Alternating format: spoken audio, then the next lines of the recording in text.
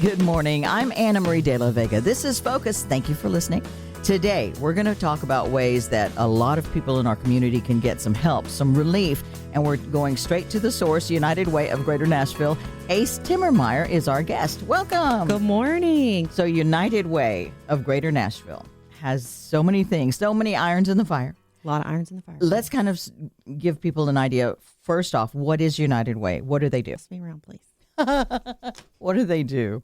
We unite the community and mobilize resources so that every person thrives. Unite the community and mobilize resources so that every person thrives. Yes, and we do that in a variety of ways. So one of the most impactful ways we do that is through our 211 helpline. The 211 helpline helps to connect callers in need to a certified resource specialist who can connect them with not just one resource, but as many resources as they're calling in need of. A lot of times, individuals in need, as they're approaching the opportunity to call for the first time when they need help, it can be really challenging to even know what you need to ask for. Maybe you have an immediate need. That's a crisis for food. But as the certified resource specialist is talking to the caller in need, they're discovering, oh, you also need help with your rent, and you're a new mother. You need diapers and formula. And so we really respect that a client calling in need has to humble themselves to say, I need the help. We want to make sure that we can connect them with all of the resources that may support them as they get the help they need to get back on their feet and have the support to be successful in life. And so that goes from, I listed off several opportunities for our certified resource specialists to help clients in need. But there's a gamut: financial assistance to financial counseling, which is provided for free through our Financial Empowerment Center to Davidson County residents. The Financial Empowerment Center? Yes, Financial Empowerment Center offers free one-on-one financial counseling for individuals who may need a little help, either reducing debt, increasing savings, coming out with a better credit score. It is an incredible opportunity, made completely free. And again, with the ultimate goal of creating financial stability for those families. Yes. There is no income cap for that. So individuals who make $0, individuals who make six figures can come in and receive that support. And it would include starting from the ground floor of a budget. Budgeting. Yes, budgeting. Also, through our Financial Empowerment Center and well beyond the walls of just Davidson County, we offer free tax preparation through our Volunteer Income Tax Assistance Program. It is an IRS grant. We lovingly call it VITA, but it's a free tax preparation program that's actually offered to 30 counties. Oh, wow. Yes, so it is an incredible savings. We are gearing up for the next tax season. We actually serve clients through September, well beyond our typical service time with the extension here in Tennessee for tax preparation. But being able to put those dollars back into the pockets of our community is really hugely impactful. We've got some incredible numbers that have come out, and we can't wait to release the next round of results of what it means to save those tax filing fees and to ensure that we're also connecting them to the resources that they may need financially to become more stable. So as a family, so it's exciting to have that connection point with clients in a time of need. But also, we have a lot of return clients that come back every single year to work with our VITA free tax prep specialists. So it's really exciting. So you said to put that money back in the community, meaning I didn't have to pay all that money to get my taxes filed. Yeah, the average taxpayer is paying approximately $249 to have their taxes prepared and filed. And so being able to save that money is hugely impactful, especially if you have a very small budget. So, yeah. We needed that for groceries. We needed that for the electric bill. Exactly. Yes. Needed for childcare, whatever. And so United Way of Greater Nashville gets grants. We do. Gets donations. Yes. To help. And then you decide where to use them. Yes. To best meet the needs of our community. Correct. Yes. So, yes, one of those ways we do have, I mentioned briefly the IRS grant that we have to support VITA, our free tax preparation program. But then we also have our community impact fund, and those are actually donor dollars that are coming into our community through our workplace campaigns. Those dollars are actually very carefully distributed through, it's actually about an 8-month process where we have agencies that go through an agency eligibility review process to ensure that they are eligible to apply for funds. They're a stable nonprofit partner that fit within our pillars of service. What do you mean? Within our pillars of service. So that's working to break the cycle of poverty. This is literacy proficiency. This is meeting our neighbors' basic needs and building strong, healthy communities. Okay. So under that umbrella of how we understand what it means to create a strong community, we want to make sure that we bring in nonprofit partners that are there to support those efforts to help us really create real change within the communities that we serve. Okay. But it's a very long process. We do engage volunteers in that. We have it's $7.5 million that was pushed out into the community that we serve in that 9-county coverage area. But those are to nonprofit partners. They're doing incredible work. Whoa! I know. $7.5 million. $7.5 million went out the door, and that's just for our community impact fund. That's a small piece of our pie, really, that gets pushed into the community. So, and where would it go? Where does it go? Ideas. Yeah. So we have 184 partners that serve. And again, we have partners that are serving across the 9-county coverage area. We have nonprofit partners that are providing food assistance, crisis food assistance, sheltering. This is financial assistance, upskilling, career preparation. Upskilling. Yes, upskilling our workforce. We have several partners that are working across our 9-county coverage area that are ensuring our workforce is prepared to serve in their community. Really? With what? Classes? Yep. Classes, certifications, you name it. This is an opportunity to provide career preparation as well. So, oh, wow. The gamut of how we serve within the community is really impressive through our partners that are serving through the Community Impact Fund. But again, that's just one layer. One layer, yes. One layer of how United Way is serving in the community. What do the nonprofits do with the funds from United Way? What do they do? That's a great question. So part of why the Community Impact Fund dollars that are distributed to these nonprofit partners are so impactful is that they are unrestricted dollars that are distributed to our nonprofit partners providing services under those 4 pillars we've already talked about.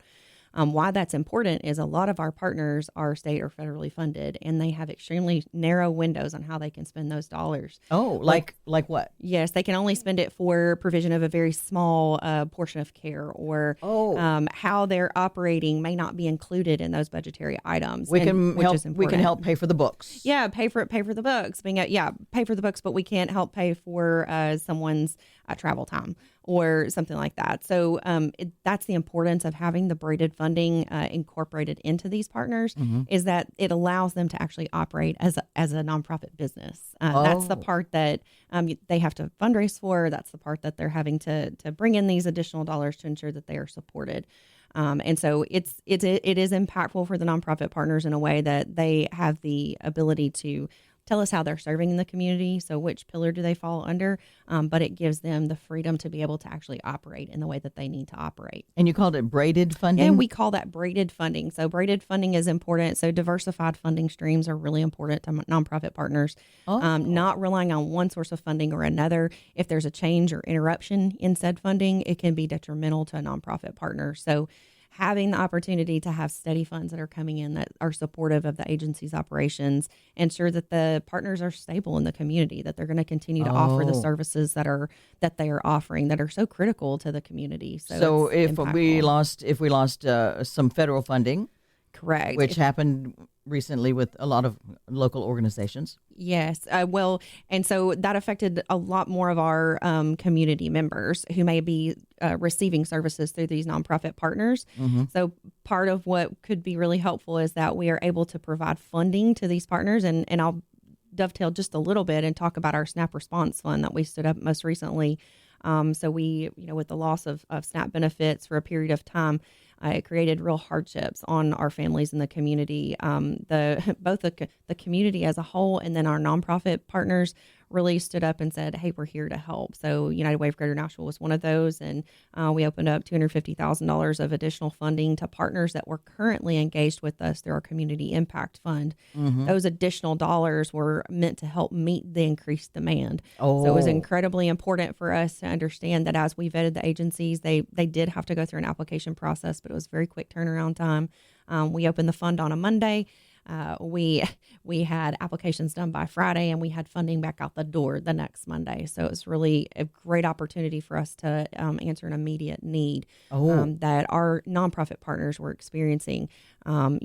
critical dollars in a critical time of need have to be pushed out quickly. We have to make sure that our agencies are A, prepared to respond to that increased demand, and then B, do they have the funds to actually respond? Yeah. Because it is, even in times of crisis, you still have to purchase the items to feed the people or provide the financial assistance. And so it's incredibly important that those nonprofit partners have access to the funds to support their growth that can be experienced in a time of crisis.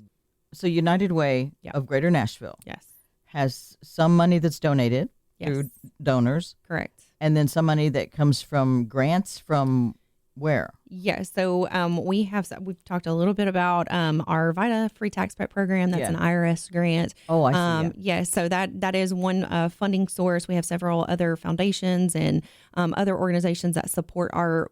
Again, we've talked a little bit about how big and broad our work is. So we also, just like our nonprofit partners, need some funding that supports that braided funding that supports our operation as well. Just like with our nonprofit partners who need braided funding, we too also need braided funding sources so that we can provide. We have some direct service that we provide through our Financial Empowerment Center through that VITA free tax preparation. Even though we engage volunteers to help us with the free tax preparation, it also requires us to have staff that manage that grant as well, and ensure that as we are implementing the service into the community, we're able to do that effectively, efficiently, in the way that the IRS wants us to do that as well. Yeah.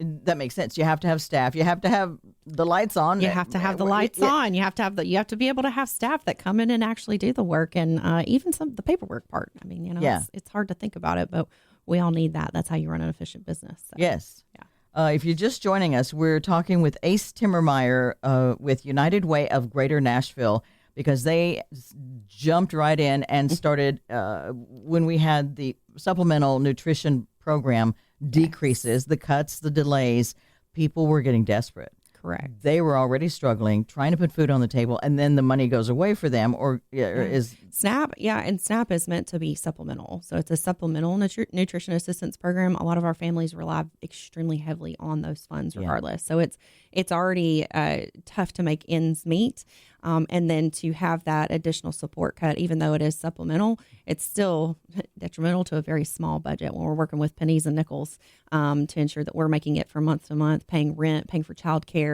paying for gas to get to work. So that's kind of one of United Way of Greater Nashville's 4 basic pillars, as you call it, meeting our neighbors' basic needs. That's right. And one of the ways that we do that is actually we give our community the opportunity to get involved and give back as well. And that's through our days of action. And I want to start with our newest day of action. It's actually a season, if you will. It's a season of sharing.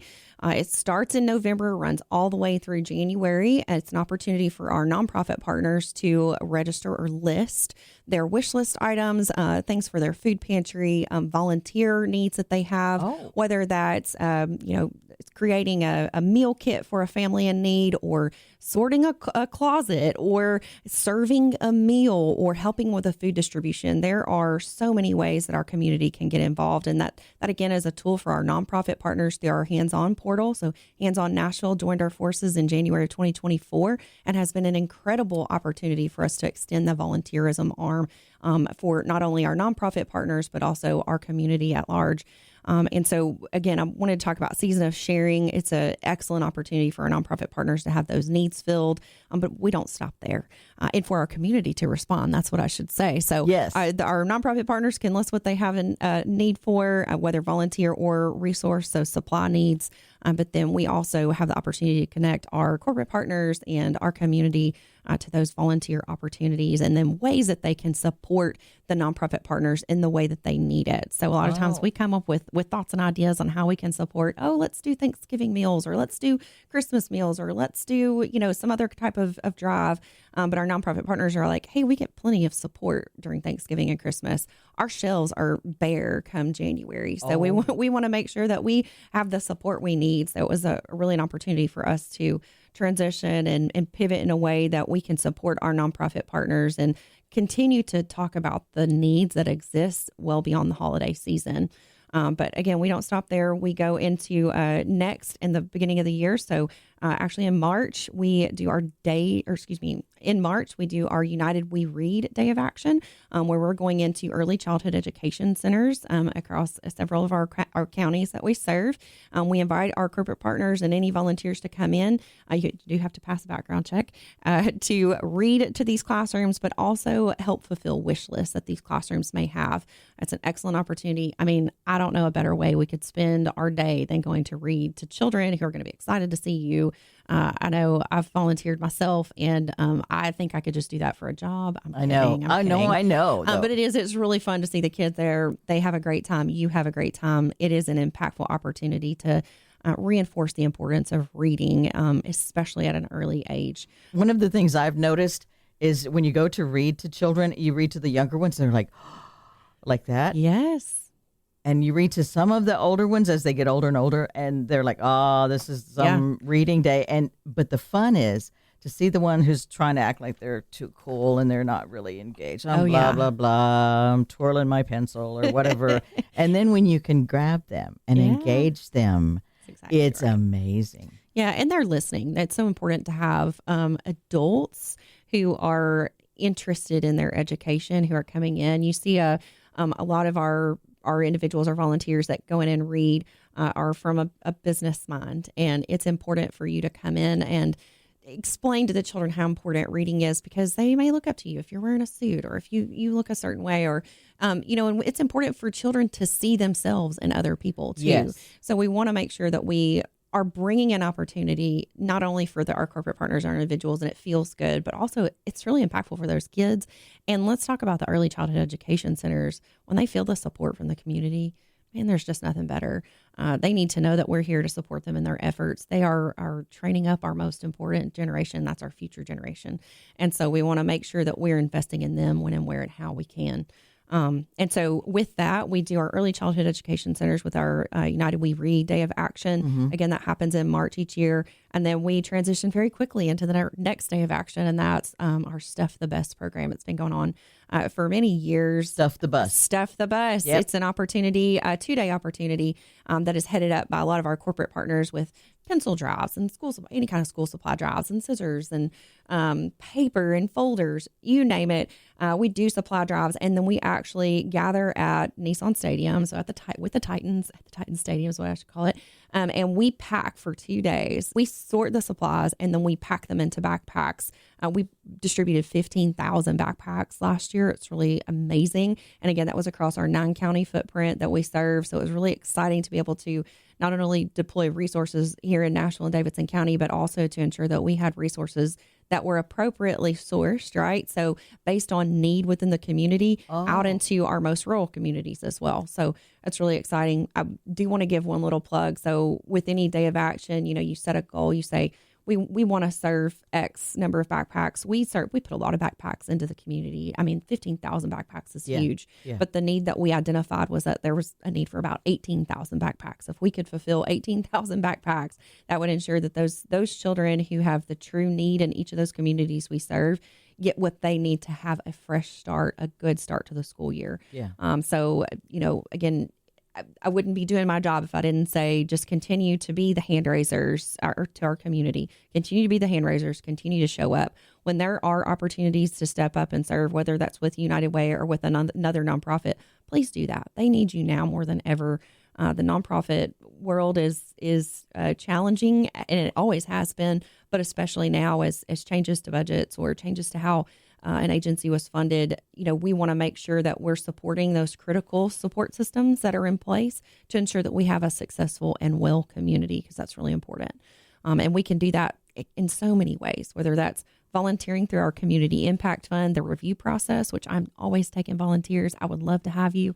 So reach out to me.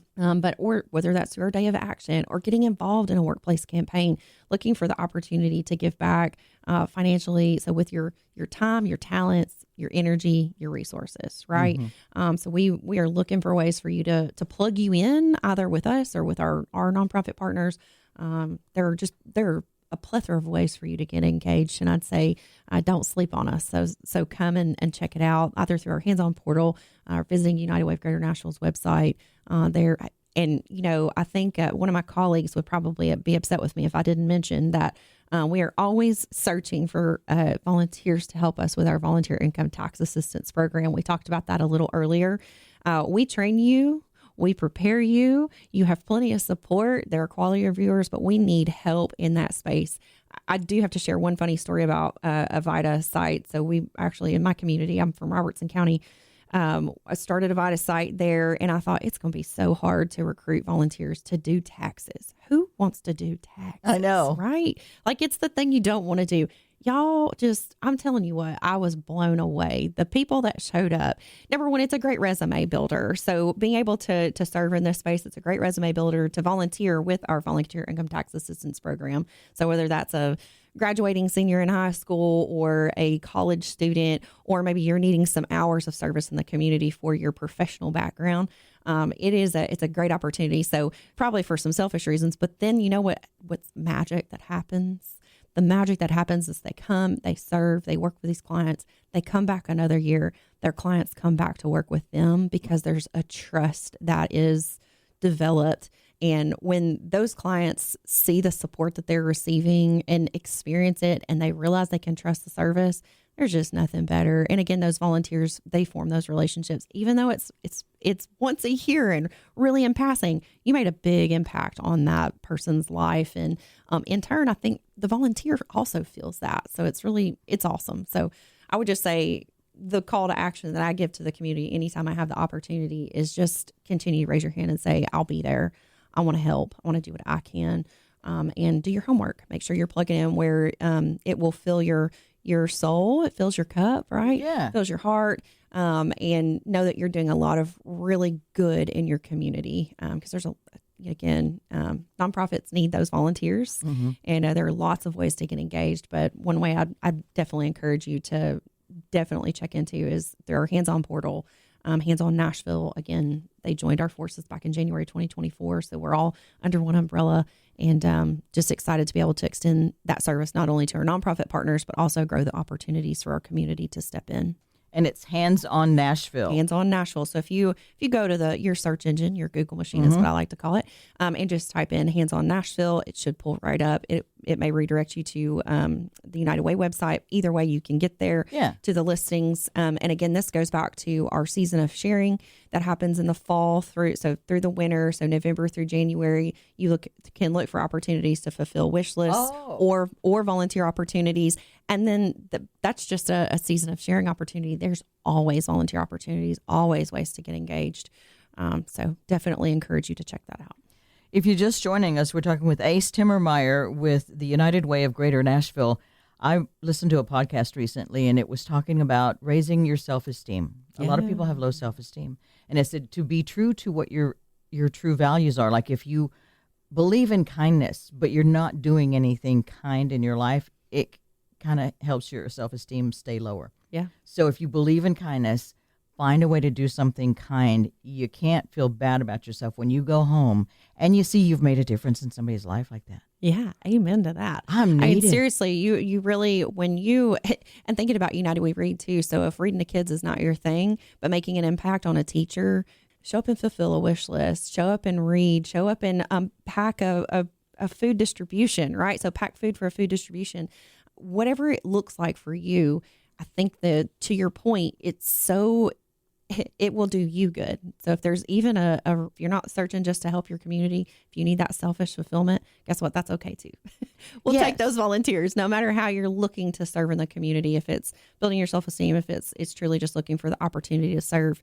And this is a really fun thing to do with friends. Just throw that out there. So you definitely bond pretty heavly when you're doing taxes with somebody. You bond pretty heavily when you are at Stuff the Bus volunteering. It's hot out there, but nothing feels better when you've packed that 15,000th backpack and you're like, hey, we did this. Look at what's going to go out to our community.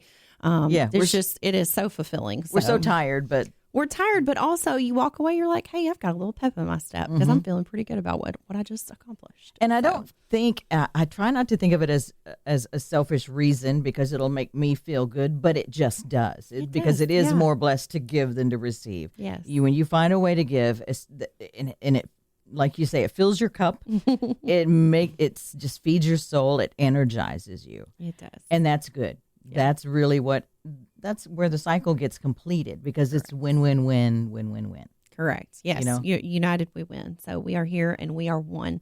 And that's part of what we have really touted. And not to take it back and go into a deep dive, but I did want to circle back just a little bit with the SNAP Response Fund. Part of what we have seen that has been so amazing. We started convening partners on our, on a Wednesday, and it was, several weeks ago. And the people who came around the table, when I say people, I mean our nonprofit partners, the people that represent those nonprofit partners, and they are so hungry for the opportunity to say, hey, what can we do together? How can we serve together? Because our complex social issues are not solved by one entity or, one source of support. It takes a collaborative effort. And that is really the message that we just have to continue to remember it over and over again. It takes all of us to be able to see the long-term success that we all hope for. And that we know we can get there when we have everybody around the table. We talk a lot about creating a table for people to come and communicate with each other. We think it's so easy, right? We think it's so easy. Why can't you just talk to each other? But a lot of times, even with human interaction and human nature, it's sometimes you have to be forced into that, right? Just a little tap on the back, like, hey, let's get together, come around the table. And there is so much magic that can happen around that table, when we see people intentionally reaching out and saying, here's what we need. Well, I have that. I can fulfill that need. And that's part of what we have been blown away witnessing, is that we see so many people stepping up and saying, hey, I can help with that. The hand raisers, right? I can do that. I'm happy. I'll be there tomorrow. Or I've got a pallet of peanut butter. I'm happy to bring it to you. We have an overabundance and you have a need. I mean, that's beautiful. That's everything. So, but a lot of that takes the conversation and being willing to raise your hand in the first place. And so, encouragement there is just to raise your hand in the first place, be proactive, look for those opportunities to get involved, and use your talents the way that you can, right? And so whether that's preparing and filing taxes for someone, or if that is sorting a closet, you guys, it's so funny to know that so many people enjoy organizing and sorting, but that's a thing. And you know what? There are so many nonprofit agencies out there. They work on a very tight shoestring budget, very limited staff, and having a volunteer come in to help them is just everything. It's free time. It's an opportunity for someone to be fulfilled in what they're doing, but then also help that nonprofit partner. So I feel like you said, it's a win-win. Everybody wins in that case. Okay. Now I have to ask about sorting a closet. what kind of need is that? Someone who's like older and overwhelmed, or what is it? Actually, so our nonprofit service partners. So a lot of times, I will give an example of something we did most recently. Park Center is one of our partners, our funded partners here in Nashville. Park Center. Yep. And so they had a warehouse, and it held just the things that people would say, hey, I have a donation. We'll say, we're going to put it in the warehouse. We'll deal with it in a minute. So it was an opportunity for our team. Actually, the United Way team came in and helped. And it was an opportunity for us to volunteer too. And I had a blast. It was so fun. We organized, we sorted, we got things out where they needed to be, and, created a usable space. And that's really fun. So that's just one example, and shout out to Park Center. They're an incredible partner, and serving in a amazing way, and have been for many years. So, sorting and organizing warehouse or a closet, or a lot of times it's for our nonprofit partners, not necessarily an individual. So I did want to make sure I clarified that, but because I'm like, come on over. More fun than you would imagine, being able to walk into a space that you're like, whoo, I don't know how we're going to do this. And then you realize with teamwork, you got it all done. And look at this. Now it's a very usable space. And it can serve more people. It serves more people more efficiently and effectively. Yes. I do notice that there's a lot more collaboration. I think so many times people who are working for nonprofits, they get overwhelmed. Yeah. And they're like, nose to the grindstone. I just got to do it. And then they don't have that time to realize, let's get together. Yeah. You might be able to meet some of my needs. I might be able to meet some of your needs, and it makes it flow better. It helps us serve more people with less just like, I'm trying to do it all myself. Yeah. I've seen a lot more collaboration. Yeah, it's a beautiful thing. It really is. Beautiful thing. Anything I've neglected to ask that you feel is important to add? No, I just would give the encouragement, the call back to get involved in your community, find a way to give back, again, whether that's time, talent, or treasure. Encourage you to find a way to plug in your community. United Way of Greater Nashville would love to be able to connect you to those opportunities. If we can encourage you to volunteer for our volunteer income tax assistance program, but also our community impact fund, I encourage you to get involved. If you want to see behind the veil, as we say, we invite you in to be a volunteer reviewer. That's part of we pride ourselves on engaging our community in helping us to disperse those dollars that we have there. So there are lots of ways for you to get involved. Again, be the hand raiser. And we can find out more at United Way of Greater Nashville. Google that. Yes, UnitedWayofGreaterNashville.org. And again, I'd be remiss if I didn't mention Hands on Nashville as well for the volunteerism arm. So yes, definitely encourage you to please check us out. We are friendly, and I guarantee you walk away with your cup full. That's Ace Timmermeier with United Way of Greater Nashville. We'll put some links on our Focus Facebook page. Thank you for listening. Please make sure you join us again next week. I'm Anna Marie. That's Focus.